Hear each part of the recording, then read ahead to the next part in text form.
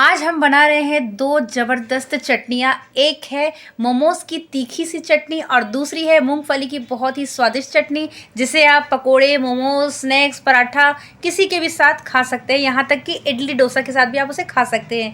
तो hello friends, आपका मेरे चैनल फूड बैंक में स्वागत है। अब हम यहाँ पे रेसिपी स्टार्ट करते हैं। तो मैंने यहाँ 5 मीडियम साइज की टमाटर ले लिए, उसको धो करके बीच में से कट लगा लिया है और उसको एक बड़े बर्तन में हम पानी भर के उस पर डाल देंगे।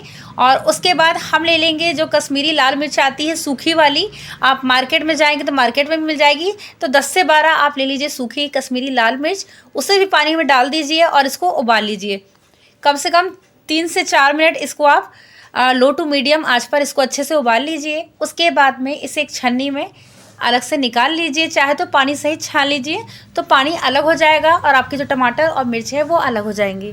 इसके बाद यहाँ पर आप टमाटर मिर्च को थोड़ा ठंडा कर लीजिए। जब ठंडा हो जाएगा तो टमाटर के ऊपर जो छिलका है उसे आप अलग कर लीजिए। मतलब बहुत ठंडा नहीं, जो हल्का सा जब गुनगुना सा रहेगा ना तब आप छिलका अलग करिए, वरना दिक्कत हो जाएगी निकालने में। गर्म में निकालेंगे तो जल्दी निकल जाएगा, लेकिन इतना गर्म में नहीं निकालना है कि आपका हाथ जल जाए। उसके बाद में आप टमाटर और ये मिर्च ग्राइंडर जार में डाल दीजिए और उसके बाद इस पर आप डाल दीजिए अदरक और लहसुन।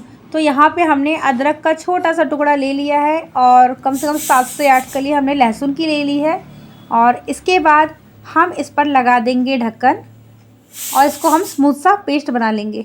आपको बीच बीच में यहाँ पे जो सीटी की आवाज़ आ रही है वो मैं दूसरे साइड में कुकर में आलू उबाल रही हूँ, तो इसलिए आप उसे इग्नोर कीजिए। अब यहाँ पर हमने क्या किया है, एक पैन में हमने तेल ले लिया है, तो 2 बड़े चम्मच मैंने इस पर तेल डाल दिया है। और जब तेल गर्म हो जाएगा तब इस पर हम डाल देंगे राई आधा चम्मच। 1 चम्मच भी डाल सकते हैं, ये बड़ी चम्मच है तो आधा चम्मच है, छोटी चम्मच से 1 चम्मच। उसके बाद हम इस पर डाल दिए हैं अदरक और लहसुन का पेस्ट। इसके बाद इसको अच्छे से हम चम्मच से चला देंगे। यहाँ पर अदरक लहसुन मतलब तल चुका है, थोड़ा सा जल भी गया है। अब इसके बाद हम डाल देंगे ये जो टमाटर मिर्च का हमने पेस्ट बनाया था, इसे भी डाल देंगे। और इसके बाद हम इसे चम्मच से चलाएंगे। गैस की फ्लेम को हमें लो टू मीडियम ही रखनी है, बहुत तेज़ नहीं करिएगा, नहीं तो ये पूरी जो चटनी है ना वो जल जाएगी। तो तीखी तीखी चटनी तो बनी है, आप देखकर ही गैस कर सकते हैं क्योंकि उसमें मिर्च भी डाला है। और ऊपर से हमने उसी ग्राइंडर जार को धो के पानी डाल दिया है और अच्छे से इसको हम एक सार कर लेंगे, चम्मच से मतलब मिला लेंगे।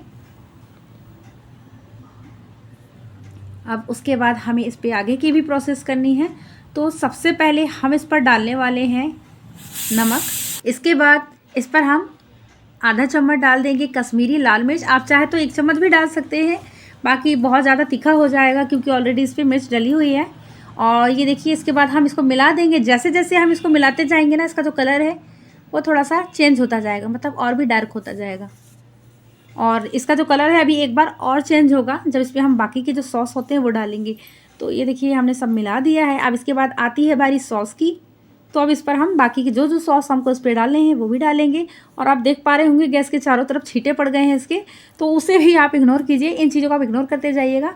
यहाँ पे हमने ले लिया है आधे चम्मच से भी कम सोया सॉस और आधा चम्मच हमने ग्रीन चिली सॉस लिया है। 1 भी ले सकते थे बट हमने आधा इसलिए लिया है क्योंकि तीखा बहुत ज़्यादा हो जाएगा। उसके बाद हमने 2 बड़े चम्मच डाल दिए हैं इसमें टमेटो केचप और इन सबको भी हम अच्छे से मिला देंगे। और ये देखिए जैसे जैसे मिलाएंगे एक बार और इसका जो कलर है वो चेंज हो गया। तो यहाँ पर जो हमारी मोमोज़ की चटनी है लगभग पूरी तरीके से मतलब बन चुकी है। लगभग मैंने इसलिए बोला क्योंकि इस पर नींबू का रस थोड़ा सा डालना था, कम से कम आधा नींबू इस पर हमको डालना था, लेकिन नींबू नहीं था मेरे पास तो मैंने नहीं डाला। यदि आप इस पर नींबू का रस डालेंगे तो इस चटनी को आप कम से कम 1 हफ्ते के लिए स्टोर करके फ्रिज में रख सकते हैं, लेकिन मैंने इस पर नींबू का रस नहीं डाला है, इसलिए आप इसको 2-3 दिन ही रख पाएंगे, इससे ज़्यादा नहीं, फ्रिज में वो भी, बाहर नहीं। तो यहाँ पर जो मोमोज़ की चटनी है वो बनकर रेडी हो चुकी है। ऐसा नहीं कि ये मोमोज़ की चटनी है तो सिर्फ आप मोमोज़ के साथ ही खाएं, इसे इडली और बाकी स्नैक्स के साथ भी खा सकते हैं। अब बारी आती है मूंगफली की चटनी की। तो उसके बाद हमने यहाँ पर 1 कटोरी मूंगफली को अच्छे से भून लिया है। भूनने के बाद ठंडा करके उसका छिलका उतार के और थोड़ा सा ठंडा करने के बाद ही हम इसको ग्राइंडर जार में डालेंगे, वरना गीला सा हो जाएगा। उसके बाद हमने 1 टमाटर को, मीडियम साइज़ का टमाटर, उसको कट करके डाल दिया है। कश्मीरी लाल मिर्च खड़ी वाली उसको भी डाल दिया है। 1 छोटा सा टुकड़ा अदरक का और 4 से 5 कली हम लहसुन की इस पर डाल देंगे। और इसके बाद हम इस पर ऐड कर देंगे नमक, जो कि बहुत ज़रूरी है। नमक के बिना तो स्वाद आना ही नहीं है। तो हमने नमक डालने के बाद यहाँ पर ग्राइंडर जार की जो लीड थी उसको लगा देंगे और इसको बिल्कुल स्मूथ सा हम इसका पेस्ट बना लेंगे। तो यहाँ पर हमारी बहुत ही स्वादिष्ट मूंगफली की चटनी बनकर तैयार हो गई है। आप इसे ऐसे ही खा सकते हैं और इसमें यदि आप चाहें तो तड़का भी लगा सकते हैं ऊपर से, बट इसकी कोई ज़रूरत नहीं पड़ेगी। लेकिन अगर आप और भी ज़्यादा टेस्ट को बढ़ाना चाह रहे हैं तो आप तड़का लगा लीजिए। तो लो जी, यहाँ पे मोमोज़ की चटनी और मूंगफली की चटनी दोनों ही ज़बरदस्त है टेस्ट में। और इसको आप, ये ज़रूरी नहीं कि आप मोमोज़ के साथ ही खाएं, आप मोमोज़ के साथ भी खा सकते हैं। इन दोनों चटनियों की बात कर रही हूँ, एक की नहीं। तो आप मोमोज़ के साथ भी खा सकते हैं, समोसे के साथ खा सकते हैं, इडली के साथ खा सकते हैं, पराठा, पूड़ी और डोसे के साथ भी इसे खा सकते हैं।